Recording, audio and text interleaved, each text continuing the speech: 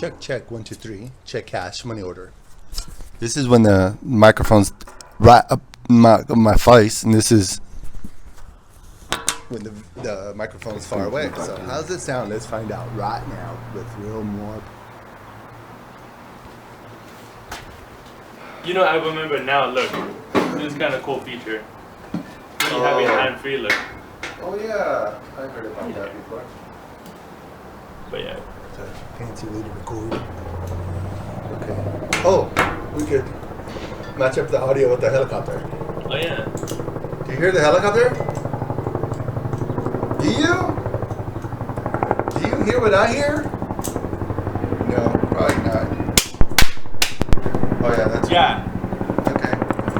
Well, that's one tricky way to sync up audio with the video with the audio.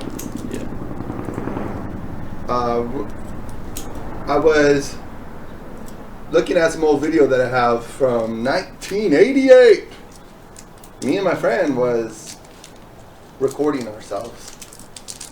That was the year after I went to Pennsylvania for the first time to go see my family.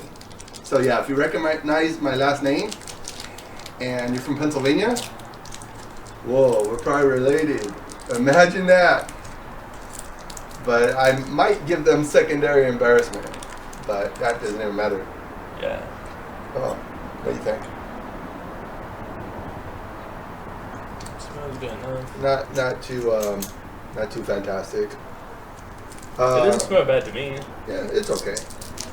So the idea is discussing the video games. So I grew up playing video games. He grew up playing video games. So the video that I've been doing on my Timothy Damits Interworld 75 YouTube channel this season technically I'm talking about the next about 12 weeks. There's 13 weeks this summer. So it's going to be 13 episodes of content. And the content that I'm going to focus on is, no, cut it. Where's the cutter? Oh, there it is. It's a good time. So that's what brings us here today about video games, and it's very interesting, the history of video games, and that's the subject matter. Oh man, I cut a lot off that cigar. Whoopsie, oh my gosh. It's crooked. Oh my gosh. I'm a cockeyed kind of person. It's cock cut. So, actually, the proper term for this is roasting. Toasting and roasting and roasting and toasting.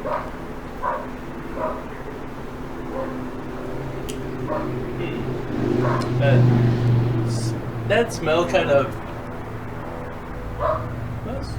Okay. Yeah. But yeah, that's more or less what we're gonna talk about today. Of just my This lighter's hot now. mine and his experience. 11.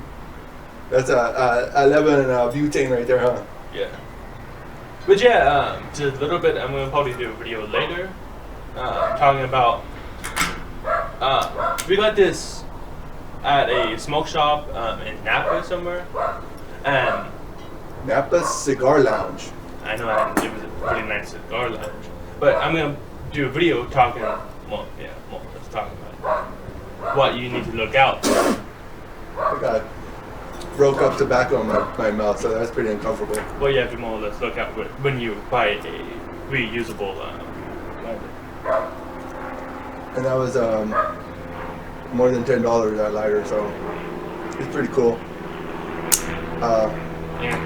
Yeah, I do encourage everybody to check out our separate content for more detailed content. And also another disclaimer, I did introduce this video, I did introduce what topics we're going to cover in this video. So feel free to blow through any subjects that you don't want to hear about, and I'm not going to be offended, but be sure to leave a like and comment on the content so we'll be encouraged or discouraged or whatever. So that's the information that you want to hear in the beginning. So we're going to stick to the script, and the script today is video games. So the first one that we're going to do, since I already introduced like the whole disclaimer, and also I want to get everyone's feedback on what they remember about their first video game system or your first video game exposure. So we'll go ahead and have Mr. Visual talk about his first video game exposure, like ever. Like for me, my first video game exposure was at the grocery store. At the grocery store, they had video game machines. You put a quarter in and you play a video game. And that was probably in 1985. I was 10 years old going to the grocery store by myself. And that was the first time I ever saw that you could play video games for a quarter. And the one that really sticks out was the Goonies video game that was at the grocery store. I remember my friends and I would go and play that game constantly, drop some quarters in there and play. I don't even know if we got very far, but it was intriguing. And I think it was around the same time there was a Super Mario Brothers arcade machine at the grocery store. No, that's smoking. But yeah, it more or less technically called an arcade machine. But my first experience in arcade machine is when I went with my family going to a laundromat, and I asked for quarters, and we put in quarters to the machine, and it was I believe it's called Metal Slug. Oh, Metal Slug, yeah. Yeah, Metal Slug. That's I saw Metal Slug at the grocery store. I'm sorry, at the laundromat when I was doing my laundry last year, because the laundry room was messed up. Maybe it was this year. Everything's a blur. Maybe it was this year that we did the laundry room. January? I don't remember. I think it was last year. Yeah, last year. I think it was, but that's kind of useless information. Well, kind of. But I guess it's in the content that I saw a video game machine at the laundromat. You still put quarters in, so they still exist. It's not like obsolete, but they still happen. Yeah. But that's mostly my first instance seeing a video game and playing it. So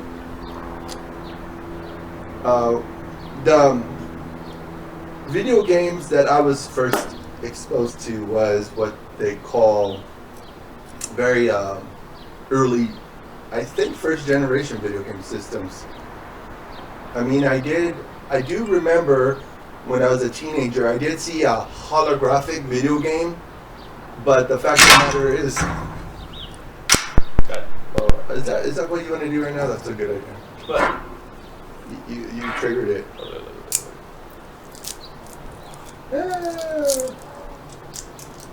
Remember, children, drinking is for adults. If you're a child drinking, must be in Ireland. You must be in a European country. Or Mexico. Yeah, Latin America. because you look over the counter and order some alcohol. Ooh, man, this smells really good. Oh. You're doing 2 sins today, and that should be only it. Yeah, I reached my limit like freaking 47 years ago. It should be 2 sins a day. This guy. But whoa! That's a shocking experience. Try it. Did you still get it? No, I just sipped it. Did it give you a shocking experience? Oh, it was really good. Man, it's burning my insides though.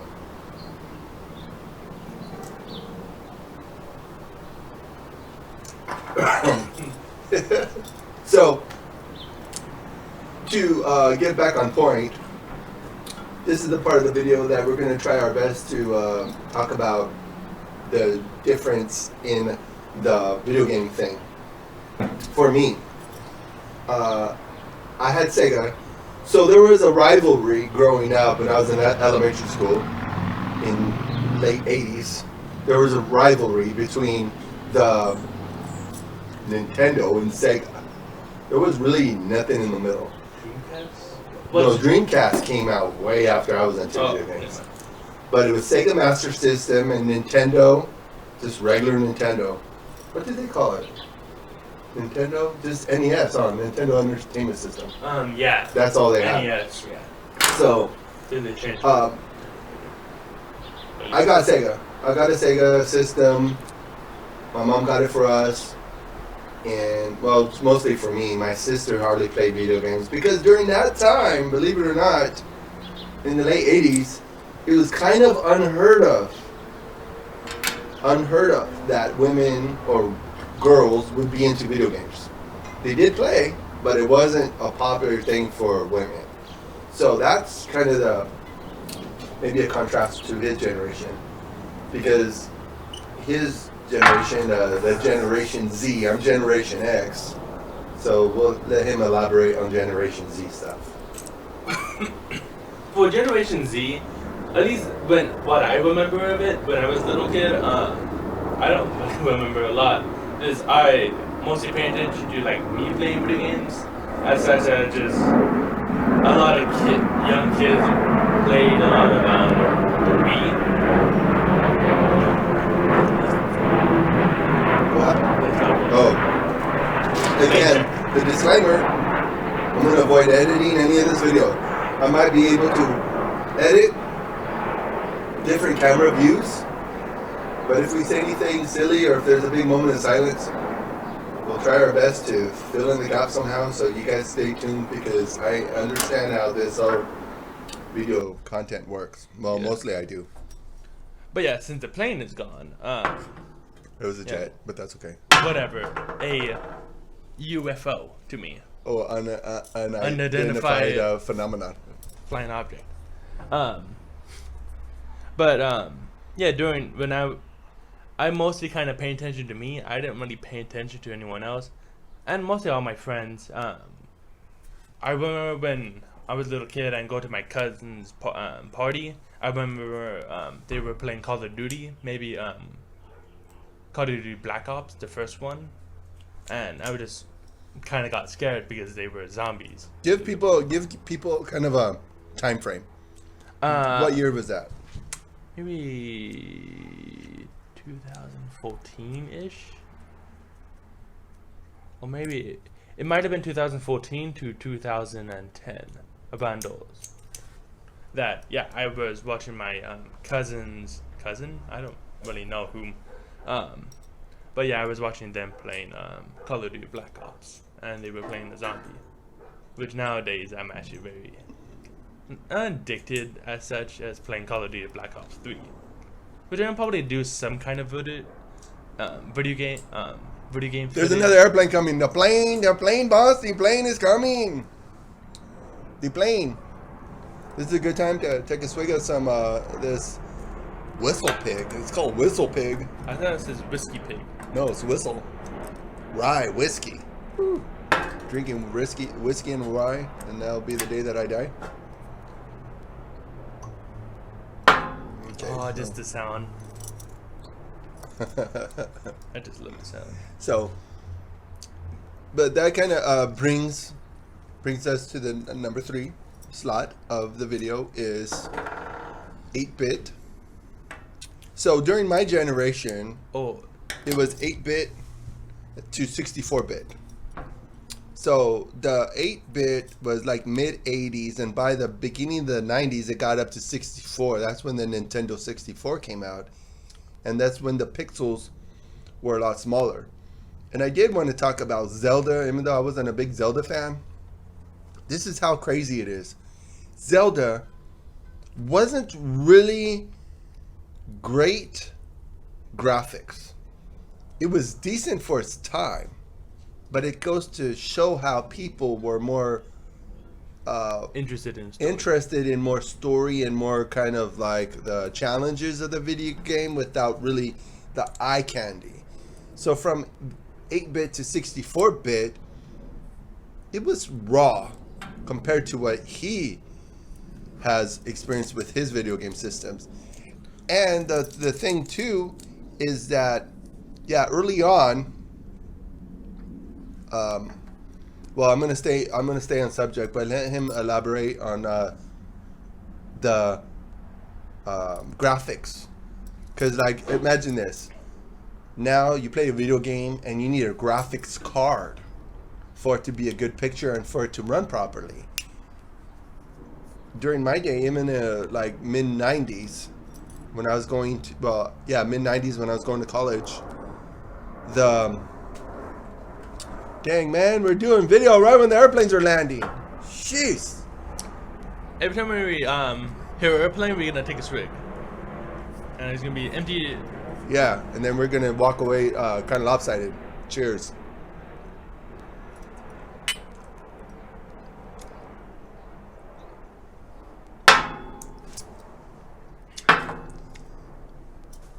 So on the subject of the video game graphics, go ahead.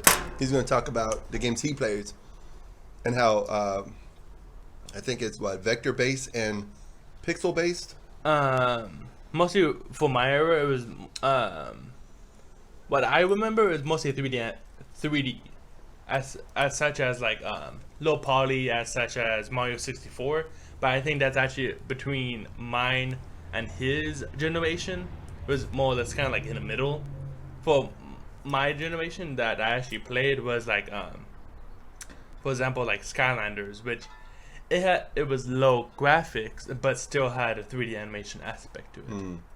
Yeah. Which it was never kind of low poly. It had a lot of polygons. Okay, when I'm talking about polygons, I think of just like the cubits. Like if you think of a cubist painting, or kind of like, I'll just probably show some images right here, for example. But maybe if we can, we'll do some cutaways to compare the 8-bit, 64-bit, 3D, vector-based, all that, so you could kind of get a good idea.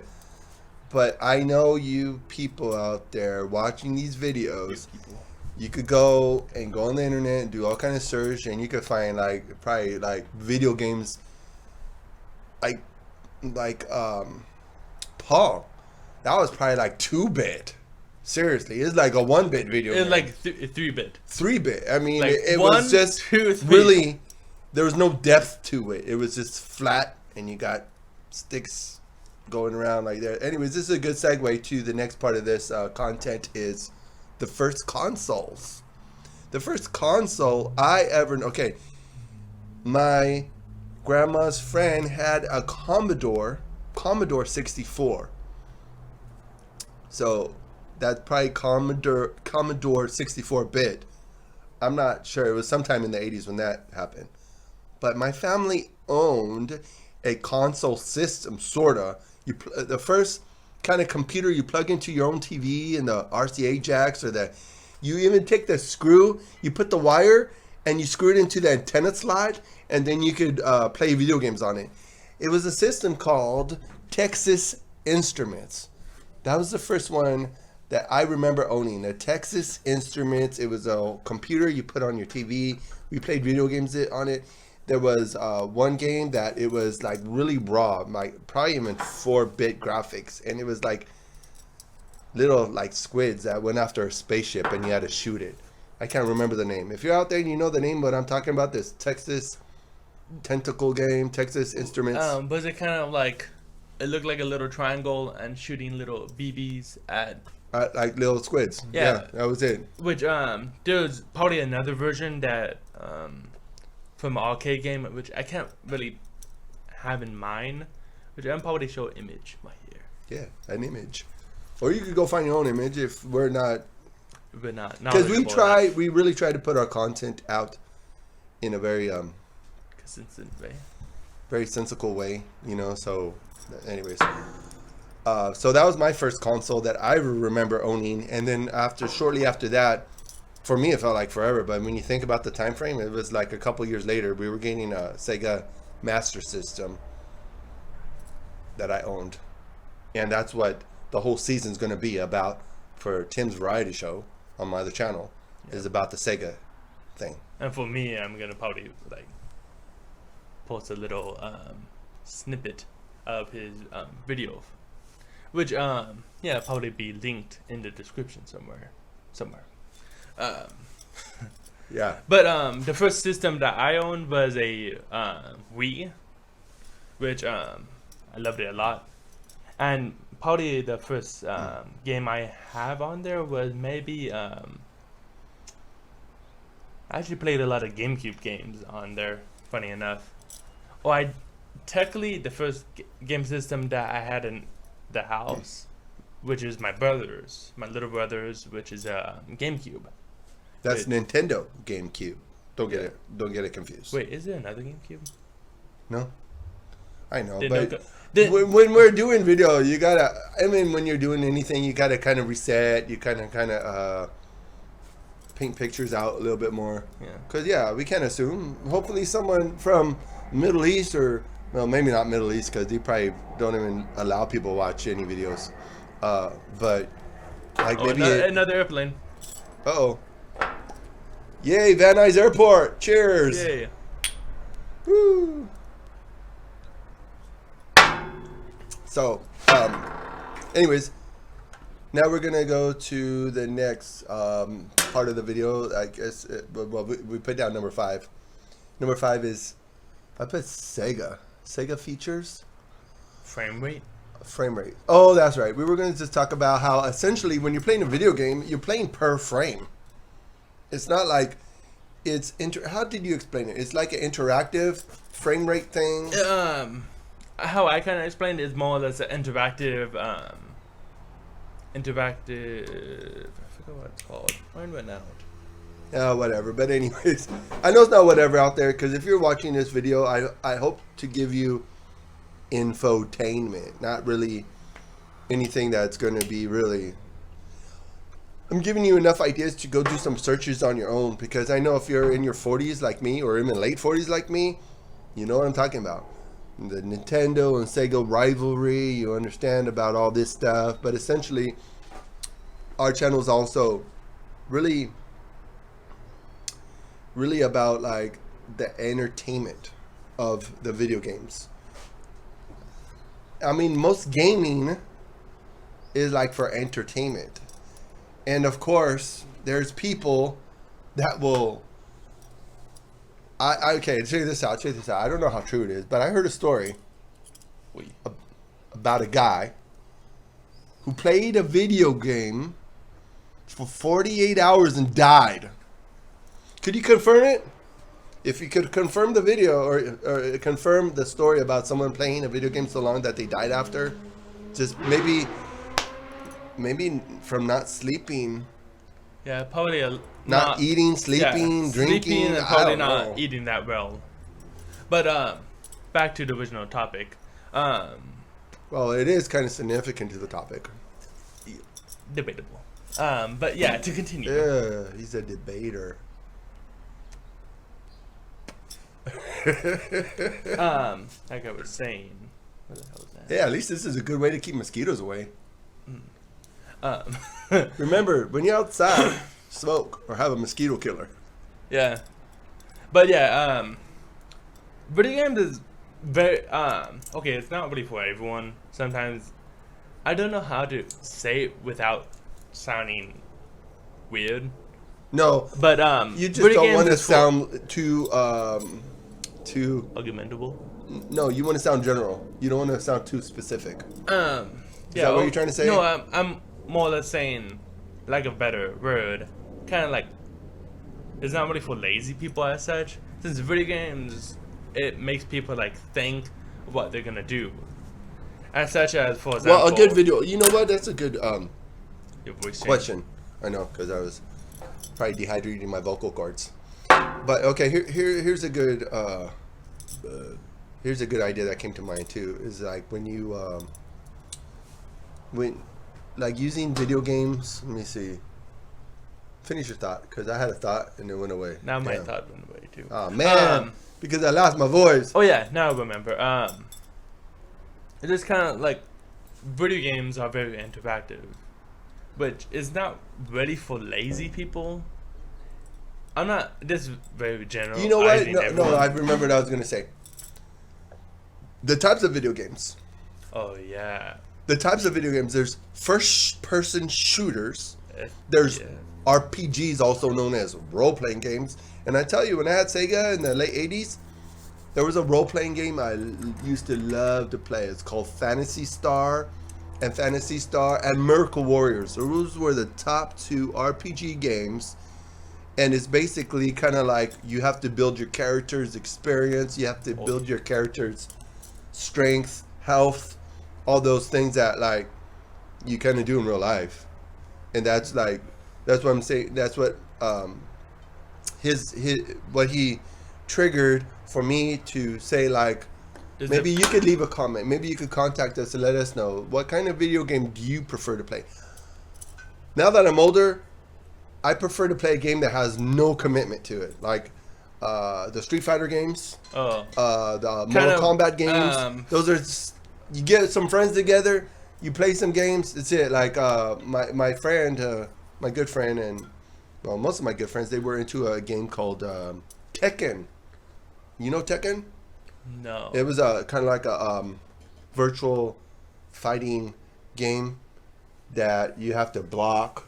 You have to kick. You have to like do the special moves, like throwing stuff. It is more or less kind of Street Fighter-esque. Yeah, I mean, Street Fighter was one of the. I don't know what kind of genre is Street Fighter. Street Fighter was actually kind of an amazing game, since if you look at back then when it was actually in a arcade form. And that was probably more 64-bit, huh? I want to do something. But yeah, Street Fighter was really good graphics. Yeah, for its time. Because of something kind of crazy, they literally took. And it fell. Shoot. They literally took images, live human images, and they kind of program it to kind of like doing a certain fight, like you see a character. Like mimicking real life. It's okay. What's a good example? Kind of like if you imagine Photoshop. Or some kind of, if you move the image around, it kind of makes the character like animation, kind of like very, very lazy animation. Of like, you see the character, like say if this is a picture, you see the picture and the character like moving around. It's kind of like an example like that. They more or less had the picture of the character. Oh, and they kind of traced it? Fighting. Not even tracing it. They literally took the picture, the raw image, and programmed it into the game. Yeah, kind of photoshopped it in for the very first and earliest version of Street Fighter. Mortal Kombat. Sorry, it was Mortal Kombat. Okay. Mortal Kombat was doing that, which was pretty amazing. Yeah, it was ahead of its time. Sorry, I just sinned. Hey, but we're coming to the end of the video. We're only trying to do less than a 30-minute video of our conversations, and today's conversation was about video games. So part of video games also is a hobby aspect of it. Like, people play video games for a hobby. You know, if your life is obsessed with video games, it's probably not really a hobby anymore, in my unhumble opinion. So for me, I don't really play video games. I wouldn't mind owning a system. I did own systems in the past. Like I think my friend still has a PlayStation. And sometimes if you have a group of friends over to hang out, you want to just break out the video game system and let each other like beat each other up on a fighting game. Not physically. Or even like a puzzle game. I mean, there's really a lot of different types of games that you don't have to make a major commitment in playing. So you got to have a balance in your life. But yeah,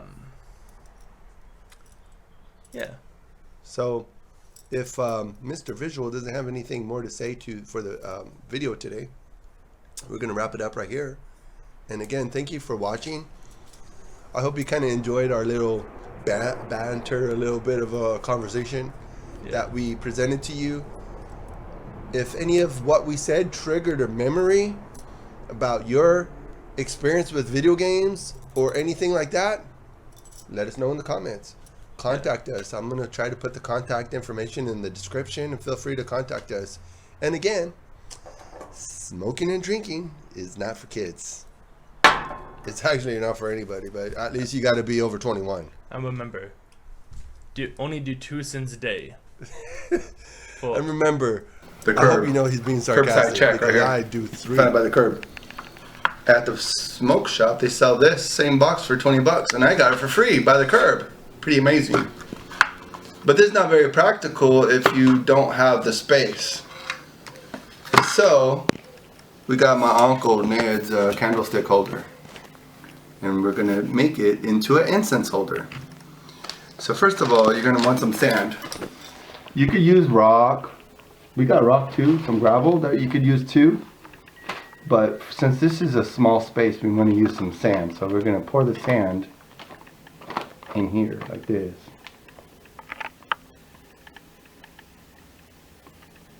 Yeah. Fill it up all the way, or just a little bit. Top it down a little bit like that. And so there's a lot of different ways that we light incense. You can light an incense with the stove or with the match, but what we're going to use this time is this torch. This is a torch, and later on, if you stay tuned, you'll see the whole story about this torch. But this video is not about the torch. This is about how to make an incense holder from what you have. So check out that flame. So there we go. See, you let it burn just a little bit, and then you blow it out, and then it starts to smoke. And check this out. This is the best part right here. There you go. We got an incense holder right there. See? Use a candlestick holder. What inspired this hack was when I went to a yard sale today, I saw that this lady was using a mug with some sand in it, and she was using it for her incense holder. But if you're limited on space, use a candlestick holder or whatever you want. But you could put a little bit of sand in it, and look, it's pretty stable.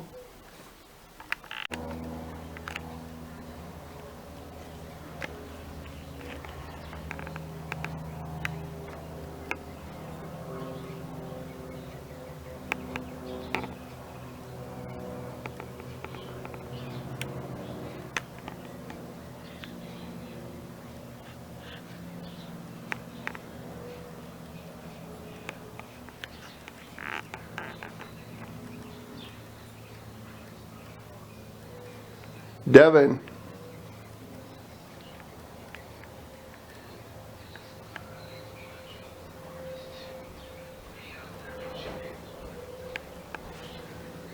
So you know at the end of your videos you should have about 20 to 30 seconds so you could put your subscribe button.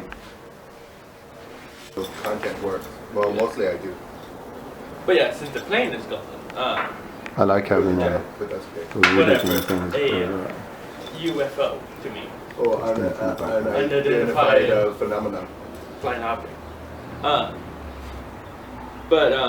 Yeah, when I mostly kind of pay attention to me. I didn't really pay attention to anyone else, and mostly all my friends. I remember when I was a little kid and go to my cousin's party. I remember they were playing Call of Duty, maybe Call of Duty Black Ops, the first one, and I just kind of got scared because they were zombies. Give people kind of a time frame. What year was that? Maybe 14-ish. Okay, we are on. Let me do my timer.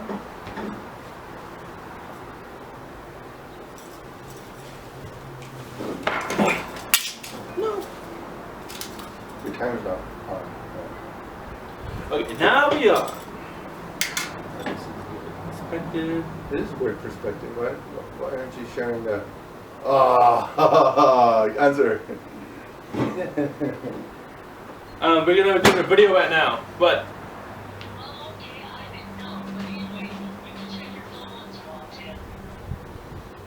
Who?